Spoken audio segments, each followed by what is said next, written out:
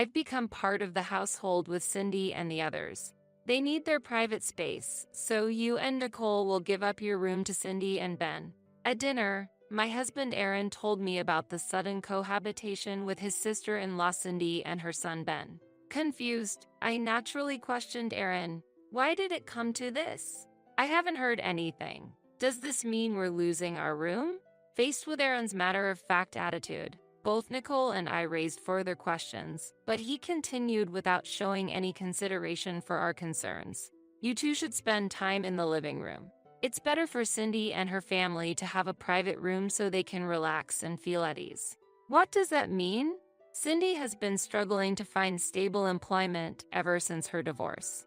Who else will support them if not us? But what about the living expenses? We can afford to take in Cindy and her family. Don't worry, I'll cover those costs. Besides, you're living off the money I earned too, so don't complain. If you want to stay here, do as I say. Why do we have to make space for them? It's unreasonable to defy the family breadwinner despite the fact you have to rely on my income. You claim to be working in your room, but you're just playing on the computer. If you're unhappy, consider divorce. Aaron coldly stated, despite Nicole being nearby. His words made me feel my love for Aaron fading. Hiding my disappointment, I calmly responded to him. Understood. I'll have the room cleaned up by Saturday. I, Jennifer, am a freelance web designer working from home, living with my husband Aaron and our daughter Nicole. Thanks to my uncle Dan, we live in a comfortable 4-room high-rise apartment close to the station. Jennifer, would you like to live in my apartment? I bought it but often relocate for work. As a bachelor, I'd appreciate having someone reliable living there, he offered. Really? Your apartment is quite luxurious, isn't it? Yes, but an unused house deteriorates. If my beloved niece and her family could enjoy living there, it would make me happy. Thank you so much, Uncle. We gladly accept your kind offer. Aaron, please take good care of Jennifer. He has always treated me like his own daughter and was very happy when I got married. Now, under the guise of being entrusted with the management of the apartment, we live there for much less than the market prices would allow. Located in the prime area of New York City, the apartment offers a child-friendly environment and convenient commute, satisfying Aaron greatly. What if we make this room our bedroom and Nicole's room? Sounds good. What will we use the other rooms for? How about turning each room into a room for private use? Having a workspace would make my work more efficient. I like that. I've been wanting space for my hobby items too. And just like that, we designated the rooms as follows: Aaron's space, our bedroom, Nicole's room, and my workspace. Initially, our new home felt very comfortable, and there seemed to be no issues. However, 3 months after moving in, the situation began to change. Hey, big brother, thanks for having us over. Welcome Cindy and Ben to our home. Hello. My sister-in-law Cindy and her son Ben started visiting weekly. Your place is so convenient for shopping and relaxing. The rent must be quite high, right? Well, yes, but I earn enough to manage. I'm jealous, Jennifer. Being supported by my brother. BDW, can I have some coffee? And hurry up, will you? And Jennifer, I'm thirsty. Please give me some juice. Hurry up, hurry up. Jennifer, since Cindy and her family are here, don't lock yourself away. Hurry up and entertain them. You really lack consideration. I'll get it ready now. When Cindy and her family visited, Aaron insisted on hospitality without considering if I was busy with work. It seemed Cindy and her family didn't care about my burden and took the forced labor on me for granted. After they left, I quietly shared my feelings with Aaron. Hey, when Cindy and her family visit every week, it's hard for me to concentrate on work. It's not a big deal. Prioritize your family more. But they have their own family, and they treat me like I'm just here to do housework. Sigh, Cindy is going through a tough time after her divorce. She's raising a child on her own, so at least welcome her when she comes over. Don't be so narrow-minded. It's not like that. Plus, every time they come, I prepare special meals and buy things Ben wants. It's my money that I've earned, so you have no right to complain. Aaron yelled at me, turned his back, and left the room, eventually shutting himself out in the bedroom.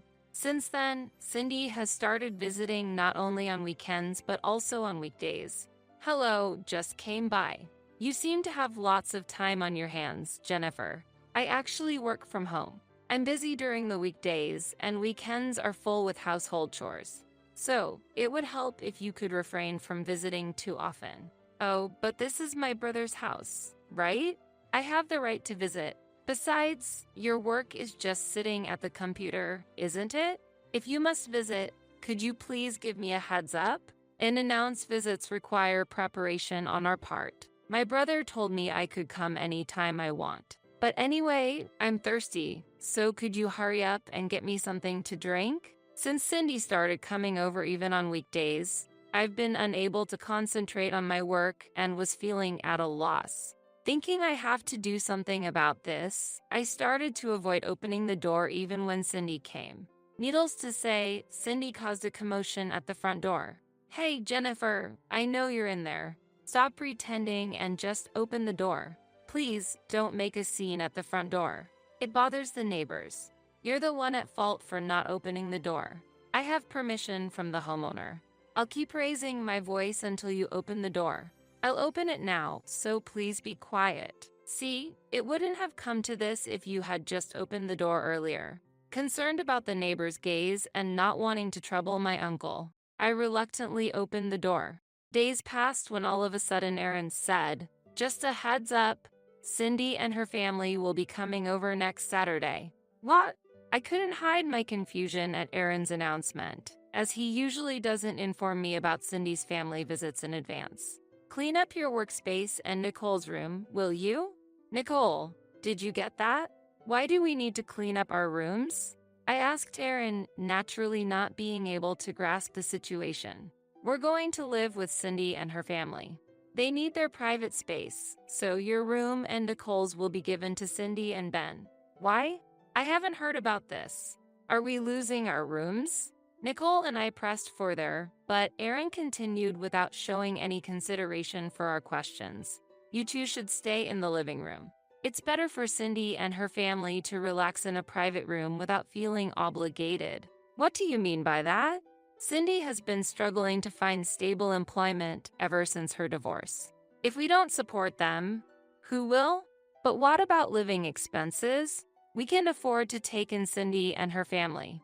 Don't worry, I'll cover those costs. Besides, you're living off the money I earn, so don't complain. If you want to stay here, do as I say. Why do we have to make space for them?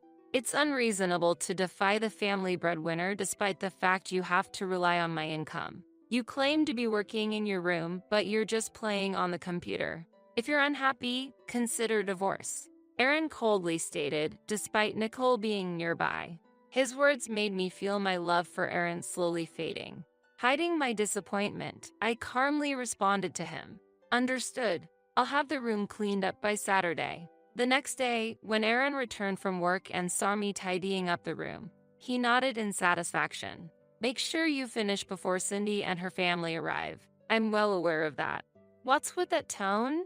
Nothing at all. Aaron seemed displeased with my sullen response, rummaged through his bag, and pulled out a piece of paper. I've despised your rebellious attitude from the start. Be prepared for a serious consideration of divorce if you defy me again. With that, Aaron threw the signed divorce papers at me and locked himself in his room. I picked up the thrown divorce papers, carefully folded them, and put them in my pocket, then continued tidying up the room. And then Saturday came. As Aaron had foretold, Cindy's family came over. This is your new room, Cindy. Feel free to use it without any hesitation. And this way is Ben's room. Aaron greeted Cindy and her son with a smile, guiding them to their new rooms. The room that was once my workspace and Nicole's room were now empty, and Cindy and her family were delighted with their new space. I'm glad. This room has good sunlight and a great view. It's spacious and perfect. Thank you so much, brother. Uncle Aaron, this is my new room, right?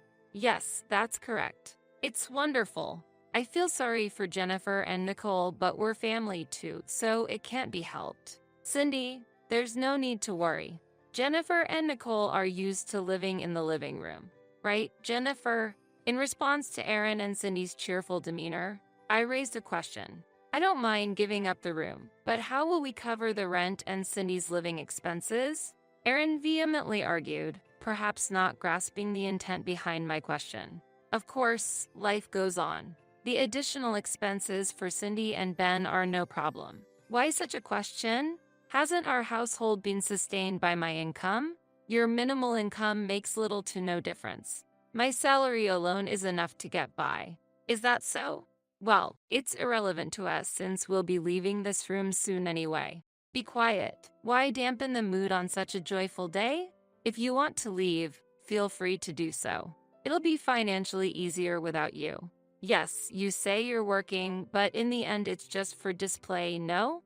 Playing on the computer doesn't earn an income. I don't mind leaving this room, but won't you struggle to make ends meet without me? Against Aaron and Cindy's disparaging remarks, I presented them with reality. Can you still say that after seeing this? I showed them a piece of paper. What is this? This is the lease agreement for this house. What? The rent is $1,800? Aaron began to panic upon seeing the amount of the rent. Yes, remember when we rented this house from Uncle Dan? We officially went through a real estate agent for the contract. You signed without checking the details. Huh, no way. I thought it would be more affordable since he's family. But what does it matter? Brother has been paying up until now. So there's nothing to worry about, right? Staying here means Aaron will have to bear the full rent going forward. Are you truly able to do that? I posed this question to Aaron, but he was at a loss for words. Naturally, you can pay, right? Right, brother? Aaron remained silent, his face turning pale, while Cindy couldn't hide her anxiety. Brother, are you okay? Say something. Since Aaron remained silent, I explained the situation. Actually, his monthly income is only $1,300.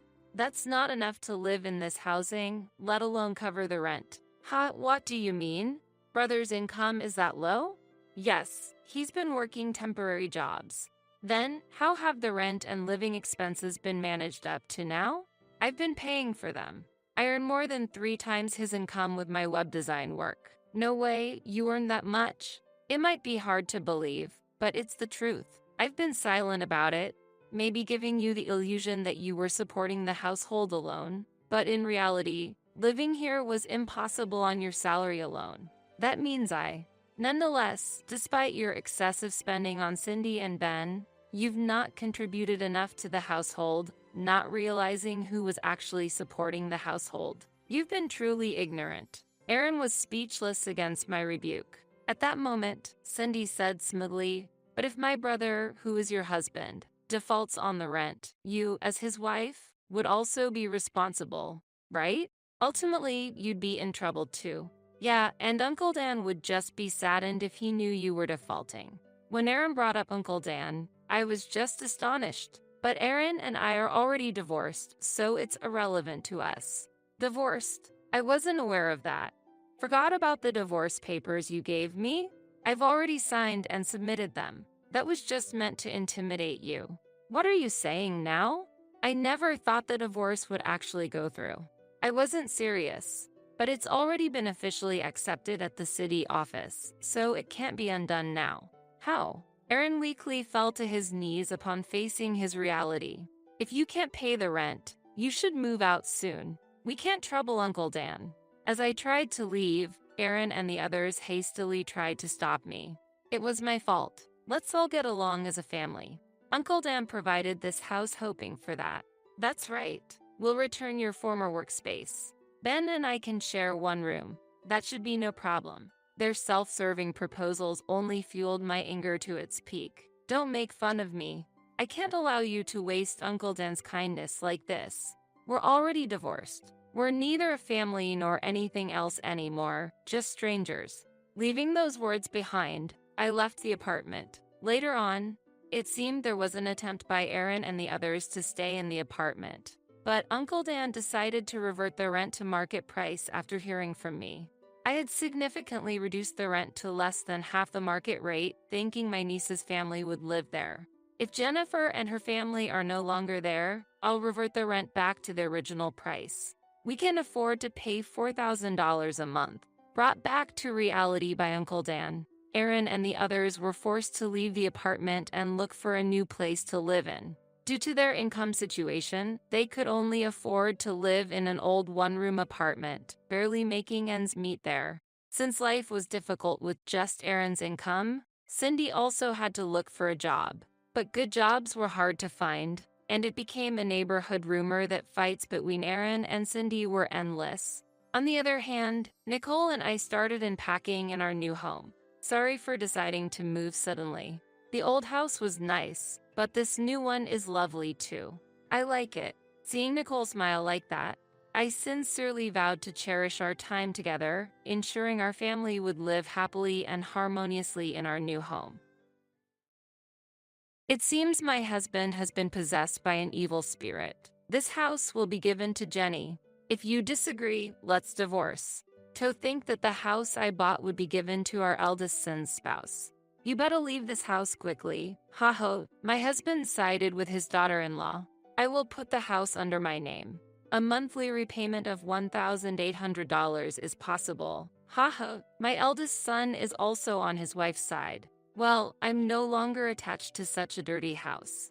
Then, as you all say, I will leave this house. You three will suffer from now on. Be on the lookout for what's about to happen. My name is Dorothy, and I am 60 years old. I hold a senior position in a leading company and have a higher status than usual. I live with my husband, Frank, who is 2 years younger than me. Last year, we renovated our house in preparation for the future. Our house was built by my father and has aged and deteriorated over the years. Therefore, we wanted to improve the living conditions to spend the coming years comfortably. However, considering our age, the monthly repayment amount is somewhat high at $1,800. But since I am an executive at a large company, the chances of passing the loan screening are pretty high. Frank works in management at a medium-sized restaurant but earns less than me, so the loan is more likely to be approved in my name. My salary alone makes it difficult to continue with the house loan. This house, originally belonging to your father, is currently registered in your name. I'm sorry, but could you take on the full amount of the loan? In return, I will contribute more to the household than before. After such a discussion, we decided to renovate. The renovated house has become more comfortable to live in, almost like a different place. It's very pleasing to know that by renovating the house I've lived in since childhood, I can continue to live here for a long time. I never imagined that the day I would leave this house would come. It was sudden. My cell phone vibrated. I'm getting married. My son Steve told me over the phone. Steve is 31 years old and works as a middle manager in a leading company. My eldest son, who has always been an excellent student, devoted to his studies and club activities, has continued to be enthusiastic about his work as an adult. That might be why I have never heard about his romantic relationships. I was very curious about the woman he was considering marrying. I wonder what kind of person she is. If Steve chose her, she must be charming. However, I'm worried that Steve, who has little experience in love, might be taken advantage of by someone with ulterior motives. I was filled with excitement and worry about meeting the woman my son brought home for the first time. Then, the day of the first meeting arrived. A woman with brown hair and a white chiffon dress, exuding purity, came to visit. I'm Jenny, please take good care of me. She was polite and charming, making for a likable first impression. I'm honored to meet you, father and mother. She smiled, showing her sparkling white teeth. If it's her, I can entrust my son with ease. I felt this way, and it seemed Frank shared a similar opinion, showing a smile. She's a wonderful girl. When Frank murmured that, she said, I'm so happy to hear that from you, Dad. I look forward to getting along with you. Gripping Frank's hand tightly and looking back at him. What's happening? Her intimacy surprised me, and I was a bit bewildered. Steve seemed surprised as well. However, a complex expression appeared on Frank's face. It wasn't jealousy, but it wasn't a comfortable feeling either. What are you doing? I asked, wishing for her to avoid such actions for my son's sake. She panicked. "Oh, I'm sorry. I shouldn't have done this upon our first meeting," and quickly apologized, withdrawing her hand from Frank's. I'm often told that I don't understand personal space. It's not intentional, but I'm truly sorry. It seemed like it really wasn't intentional. Still, I was somewhat surprised by her actions, considering I initially had a good impression of her. However, Steve truly loved her. Yeah, Jenny might have a strange sense of personal space. Haha, but that's part of her charm. I'm not good at talking with women, but she approached me proactively. That's why we could become so close and consider marriage. I didn't expect Steve, who is usually passive towards the opposite gender, to change so much because of Jenny. Please take care of Steve. Despite various emotions, if she is a good person, everything will surely be okay. I accepted their engagement. Afterwards, things progressed swiftly, and within a few weeks, they had officially submitted their marriage registration. I wished for the best for their future happiness. One day, half a year after they got married, I'm home. When I returned from work, there were unfamiliar women's shoes at the entrance. Stepping into the living room, I found Jenny. "Oh, Mother, welcome back." The table was littered with empty cans and bottles of alcohol. It seemed they were enjoying some drinks. "What's this?" I wondered about the two of them having a party without Steve. I happened to meet Jenny on my way back from work. We talked about wanting to get closer, so we decided to drink together. But since it was before payday and money was tight, I suggested drinking at home. Why have a party at home? It would have been ideal if Steve also joined, and we all could have had fun together. I don't want to intrude on the newlyweds, but it would have been better if we gathered at Steve and Jenny's place. I tilted my head and answered, "Indeed, we could have done it at our house, but the beauty of this residence is exceptional, and our place is a bit messy right now." Jenny's speech was unclear. She was slurring her words, clearly quite drunk. Hearing her normally precise speech become lax under the influence of alcohol was unexpected. But what was the reason for enjoying the alcohol just between the two of them? Why didn't you call Steve? I found it unusual for a daughter-in-law to come to her in-law's house to drink, especially during the honeymoon phase. After seeing them together, I started to look for Steve. Steve is currently busy with work and working late into the night. Because of that, I've been feeling very lonely. Jenny said, starting to cry. "It's okay, Jenny, you've done nothing wrong. The problem lies with Steve, who leaves you alone despite being newlyweds." Saying this, Frank gently stroked her head. Father, what is this situation? I feel increasingly uncomfortable. Look, Frank, Jenny is Steve's wife. It's wrong to do this, especially to Steve. I scolded Frank for his excessive behavior. And then, suddenly, "Oh, don't be so harsh on Father." Jenny stood up for Frank. "What?" I reflexively uttered in surprise, confused by her statement. I had a lot I wanted to say, but the day's fatigue made everything feel bothersome. "I'm going to take a bath. Please clean up after yourselves," I said with a sigh and headed to the bathroom. Afterwards, I called Steve to explain the situation, and he replied that he would leave work and come to pick her up immediately. Jenny's behavior seemed very odd to me. However, the fact that Steve rushed over to get her showed me how deep his affection is towards her. But I couldn't shake off the feeling that their future domestic life might be somewhat troublesome. Reluctantly, I decided to give advice about their future life when Steve arrived. While lost in thought in the bathroom, quite some time had passed. Returning to the living room with a somewhat dazed mind from the heat, Steve should have already picked up Jenny, but oddly, despite coming by car, they both seemed to be enjoying alcohol. "Steve, you came by car, right? Why are you drinking?" I asked, to which Steve, appearing drunk and cheerful, replied, "Actually, Jenny told me to drink, and it turned out we're staying over tonight. It's good news that my son is staying over." However, the unexpected accompaniment of his wife was somewhat concerning. The decision felt quite abrupt. "What?" I was inwardly astonished, but Steve had already drunk alcohol. "Hey, Mom can drive you. It's okay." I didn't want the daughter-in-law to stay over. Despite feeling tired, I offered to drive them home. However, Steve said, "Come on, it's okay. You're tired too, right? Why don't you join us for a drink instead?" With an innocent smile. At that moment, I found myself speechless without any room for argument. Haha, huh? At that instant, a feeling of discomfort sprouted within me. Suddenly, Jenny looked at me with a smirk, as if her smile harbored some conspiracy. Could it be? It seemed like she was laughing at my puzzled appearance. It's just my imagination, right? I truly hoped it was a misunderstanding, but in reality, her plan had already been set in motion at that point. The next day, Jenny apologized deeply for her missteps multiple times.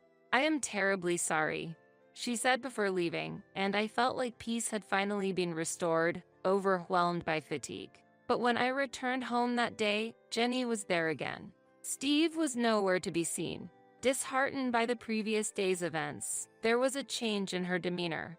"I'm sorry for the inconvenience again, but I really wanted to apologize in person," she said, handing over some sweets. "I too lost my composure yesterday. I'm truly sorry." Frank seemed regretful as well. Seeing their remorse, I decided to forgive them this time. "I appreciate it." Jenny seemed genuinely relieved, but perhaps because the situation was quite awkward, she stopped visiting our home afterwards. Honestly, I did not want to get deeply involved either, so I was grateful for that outcome. Then one day, Frank, with a serious look, said, "I have something to tell you." As I waited in the living room, wondering what was going on, Steve and Jenny visited for the first time in a while.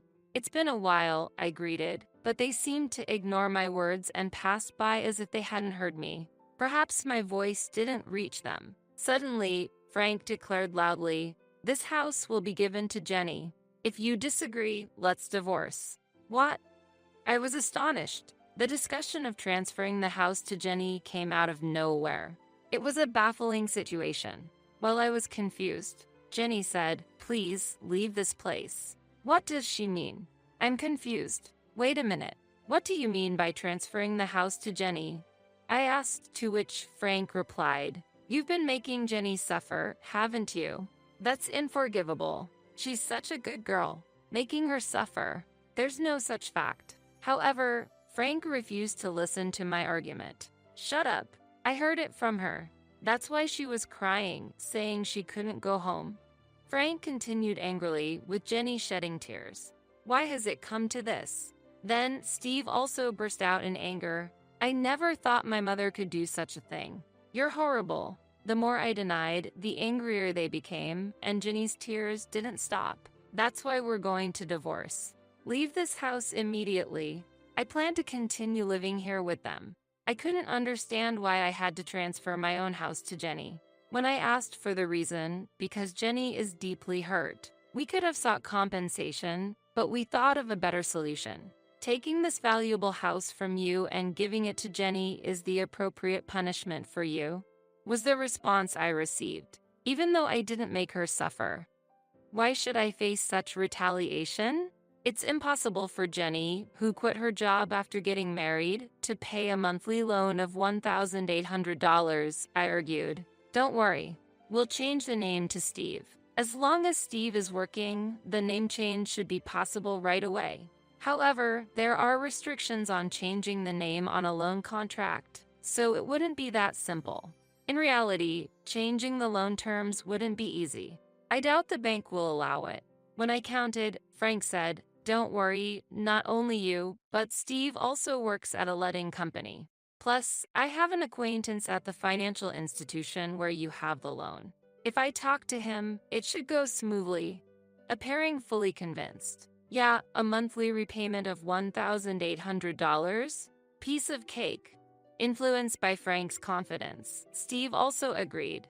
Gradually, the reality of transferring the house to them became apparent. I've said it many times, but I didn't do anything to her. There's no way I'm handing over this house. As I strongly objected, they became furious again. I was fed up with this situation. Then Jenny, who had been crying all this time, spoke up. "Mother, for the sake of us and our unborn child, please," she pleaded while caressing her belly.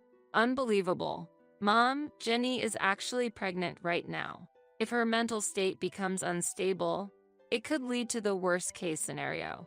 That's why I hope you can be a bit more lenient. Steve revealed the fact of her pregnancy. Indeed, stress during pregnancy should be avoided. However, being forced to transfer my home based on unfounded accusations is unacceptable. My heart was filled with turmoil. I need some peace and quiet, I said, leaving the scene for the bedroom. Could I have unconsciously made Jenny suffer? I pondered while lying in bed when I found a strand of brown hair on the bed. What's this?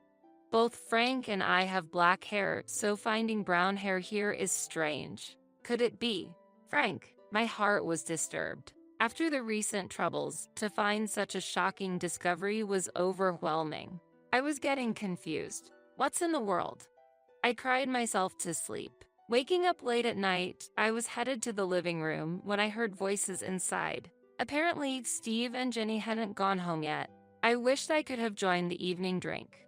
Someone said, "But Jenny, you're pregnant. You need to refrain," was the response. Hearing Frank and Jenny conversing joyfully, it felt like there was no space for me. My heart was heavy due to Jenny's inexplicable complaints. Standing frozen outside the living room, suddenly, an intimate sound reached my ears.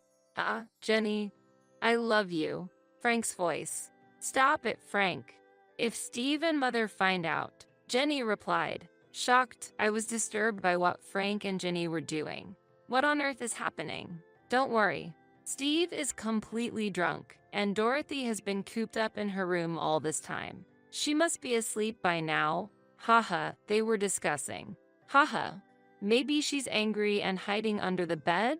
How funny. Haha, they laughed together. The brown hair I found was probably Jenny's. This is very unpleasant. What were they doing on my bed where I slept? I felt sick. They intend to push me out and secretly enjoy themselves with Jenny. My house being used inappropriately like this. Fine.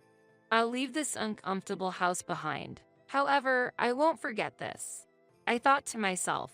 The next day, I appeared in front of the three as if nothing had happened. In reality, I couldn't sleep in that bed anymore, too shocked to even close my eyes. "So, you've finally decided to transfer the house?" They smiled all at once when I said, "I've decided to transfer the house."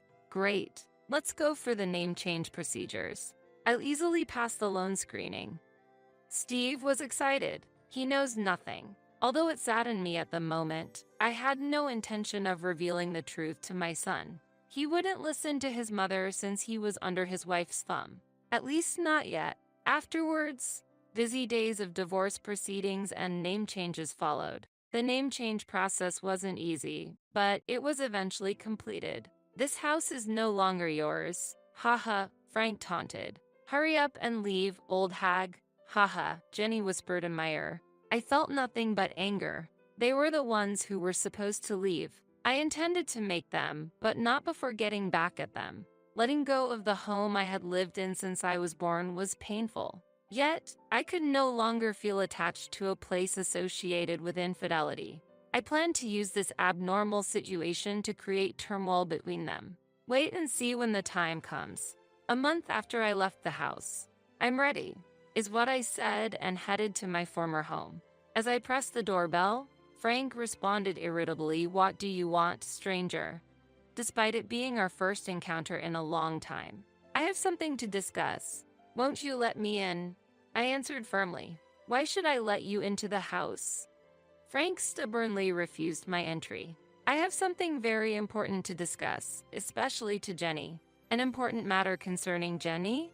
Frank's response shifted. Mentioning her name, they readily invited me inside. Using her name was the last thing I wanted. However, it was clear that Frank was heavily influenced by her, so I leveraged that. "You're a stranger now." Stranger.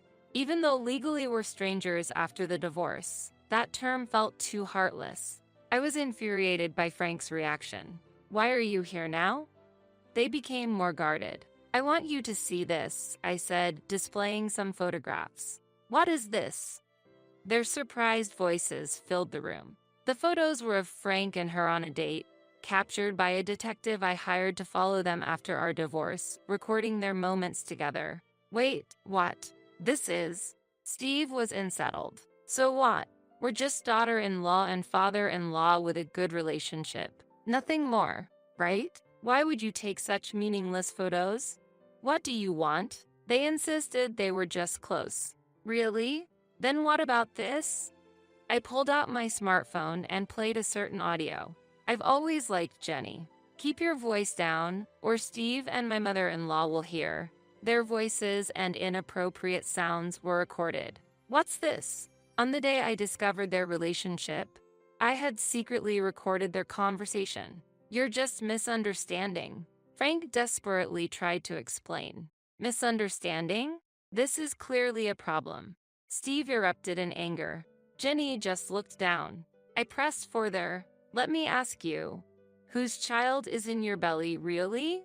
Steve's complexion changed. Could it be Dad's? He was lost for words. That's impossible. He always comes. Oh, she inadvertently confessed. You admitted it. You just said it. Their argument intensified and Frank and Steve got into a scuffle. Ouch! Jenny seemed to be in pain, which made them stop fighting. I seized the moment. Haven't I always said, I didn't make Jenny suffer? Did you lie to get rid of me, to convince Steve? Steve was shocked. No, I'm the worst. Why didn't I believe my mom?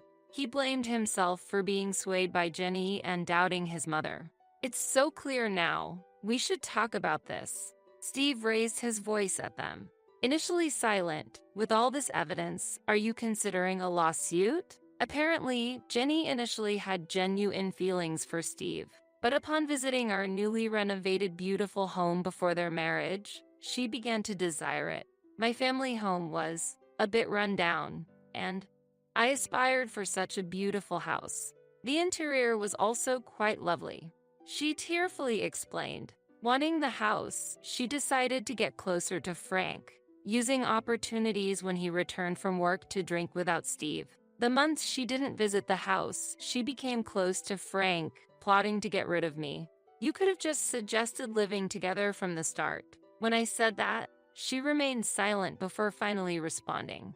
I don't have a positive impression of mothers-in-law.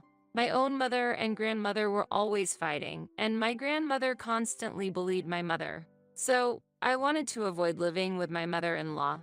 Getting rid of you was the only solution to live comfortably in a beautiful house. If she had such an image of a mother-in-law, she wouldn't want to live together. But to go as far as taking my husband. However, how did Frank perceive this situation? I knew I was being used, but I fell for her the moment we exchanged greetings, shook hands, and she smiled at me.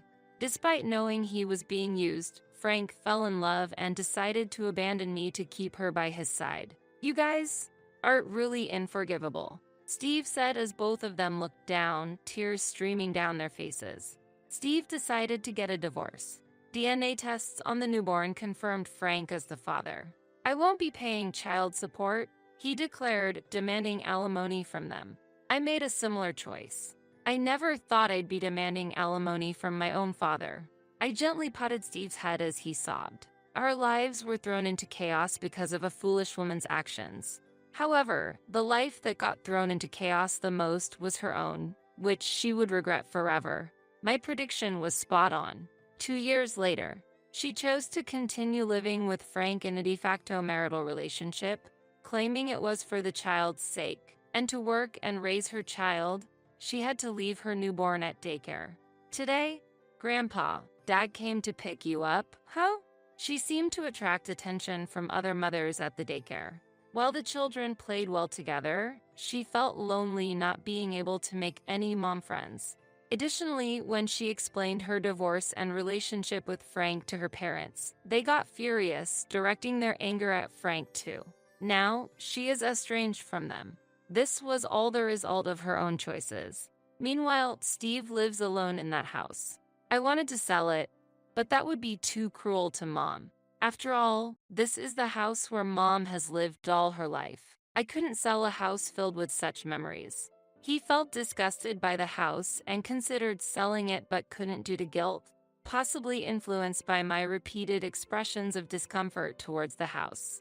He arranged for house cleaning and disposed of all possessions belonging to Frank and her. Steve, acknowledging the trouble caused by her, said, "It might be because of that woman, but I've troubled you, Mom. You might not be able to forgive me, but please let's meet up sometimes. Visit the house. And let me be a good son to you from now on." And gave me trip tickets. Steve has shown deep remorse. Although I can't forgive him just yet, I'm willing to work towards restoring our relationship.